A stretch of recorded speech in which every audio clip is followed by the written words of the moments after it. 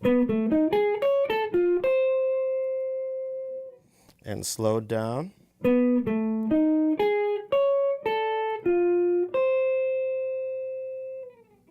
This lick is over a F7 altered to a B flat minor chord, and it uses altered dominant scale with altered fifths and ninths and resolves to the ninth of the B flat minor.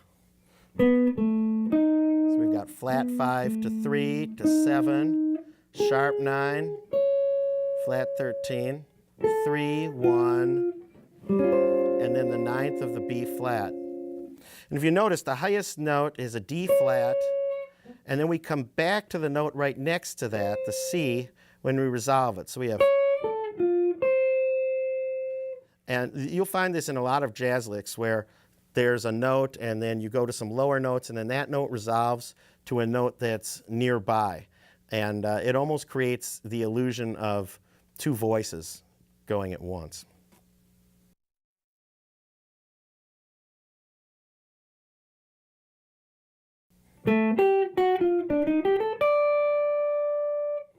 And slower.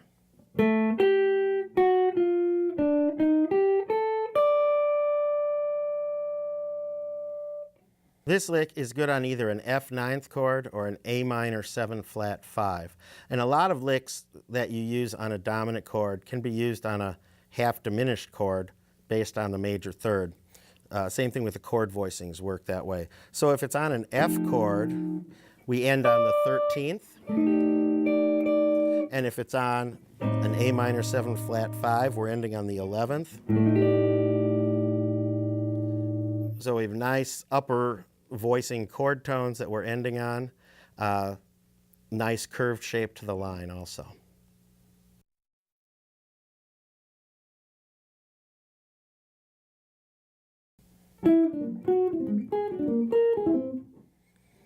And slower speed.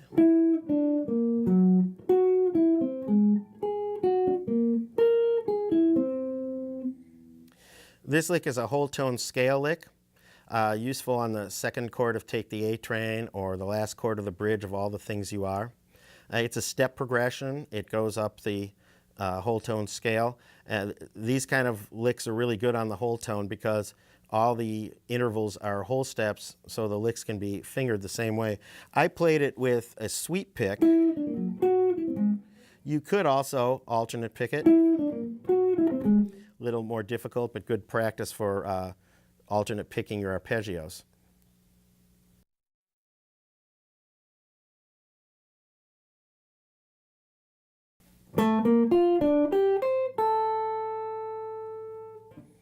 And at half speed.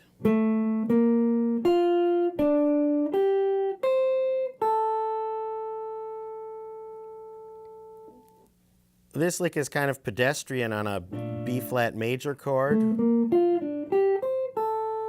It's not bad, but on a G minor 7th, ending on the 9th, I like the sound a little bit better. This is a good lick to experiment with rhythms, and this is something I encourage you to do, is to take the same notes and try putting different rhythms to them. So instead of playing them all even like I did before,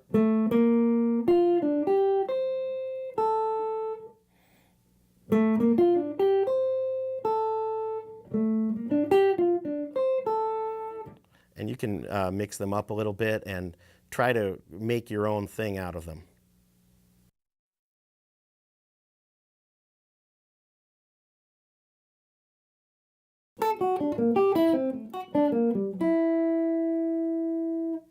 And slower.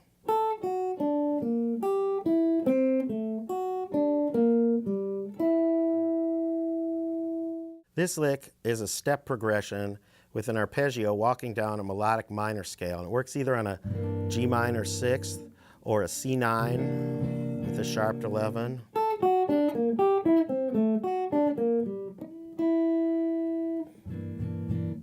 And it's that melodic minor scale is something that's used a lot for kind of that spooky sound in jazz when you want a minor 6 or a sharp 11.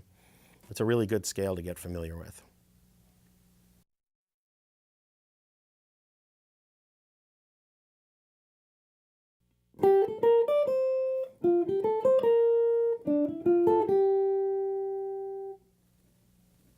slower.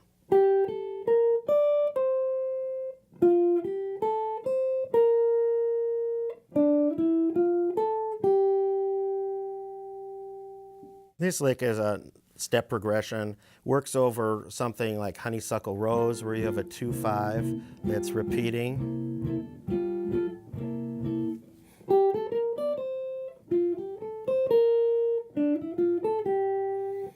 And it shows how you can play something that has a continuity, but it's going someplace, so it doesn't get boring.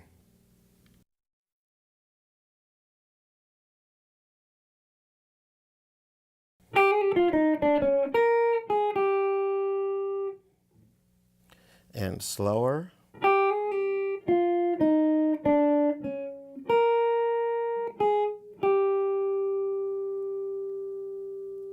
This lick is over a 2-5-1 in C minor, D minor 7 flat 5, G7 altered to C minor. So we have on the D minor flat 5. And then when we go to the G chord, we're coming in on the sharp 11. This is something that Dizzy Gillespie used to do sometimes.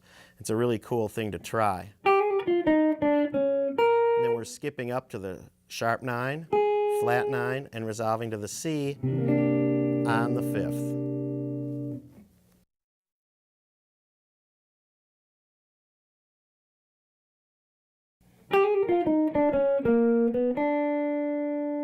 And slower.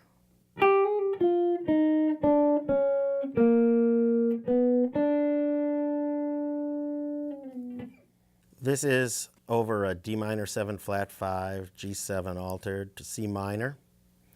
We have starts with a 16th note triplet. This is a common convention in bebop. And then we have a little chromatic part that goes down to the sharp 11 of the G7. And then it resolves up to the 9th of the C minor.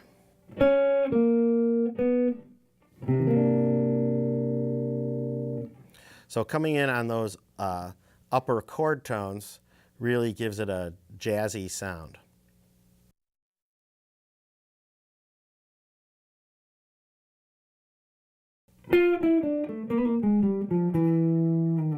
And slower.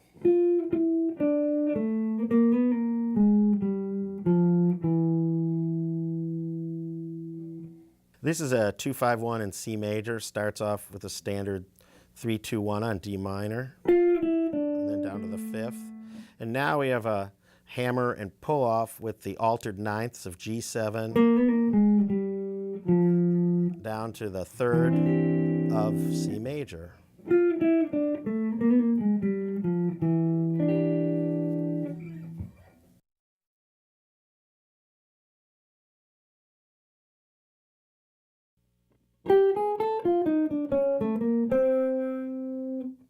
And slower.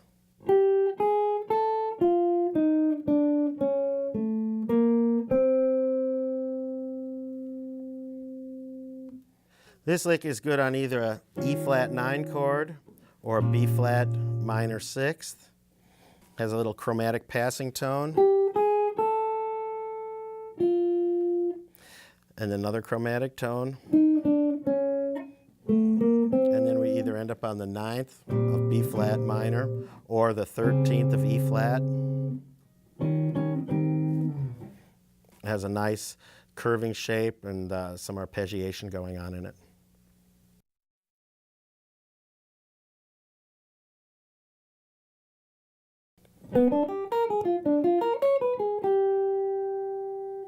And slower.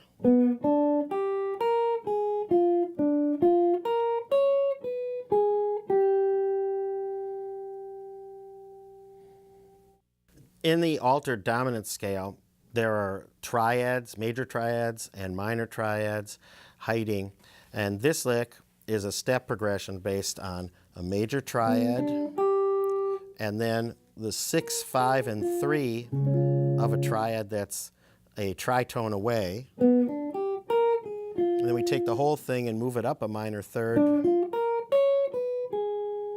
and then it finally resolves to the 5 of a C major or minor chord. It works going to either major or minor.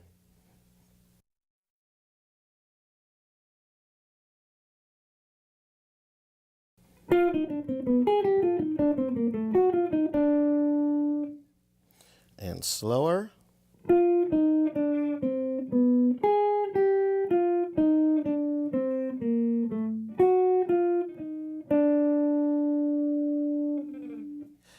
This is something you can play over a 1, 6, 2, 5 turnaround, and it makes the 6th chord dominant with the flat 9 and the 5 chord dominant with the flat 9.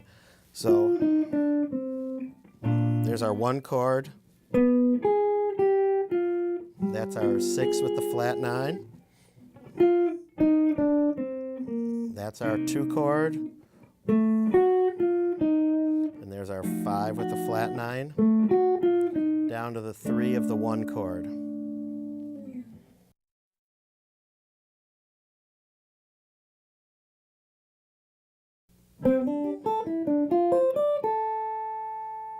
And slower.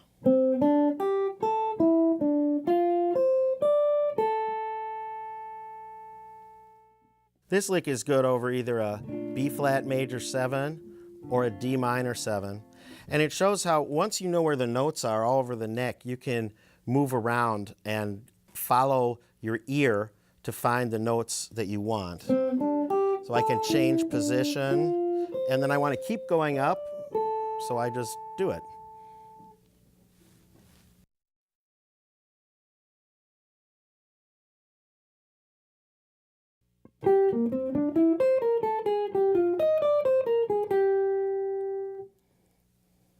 And slower.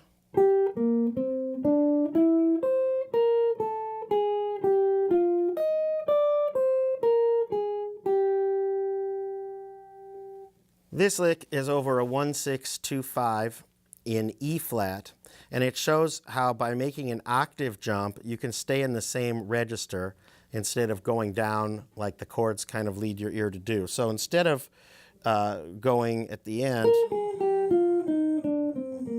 we jump up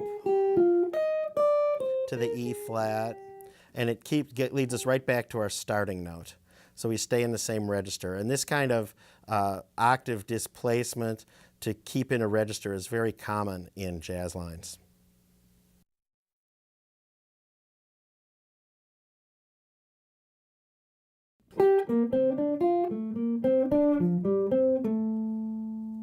And slowly.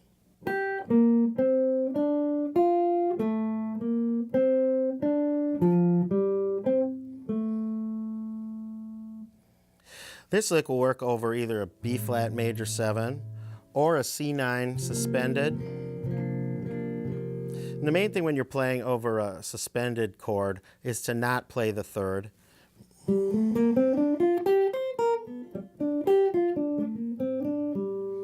And if you skip over it like that, then you won't hit any notes that are going to clash with the chord.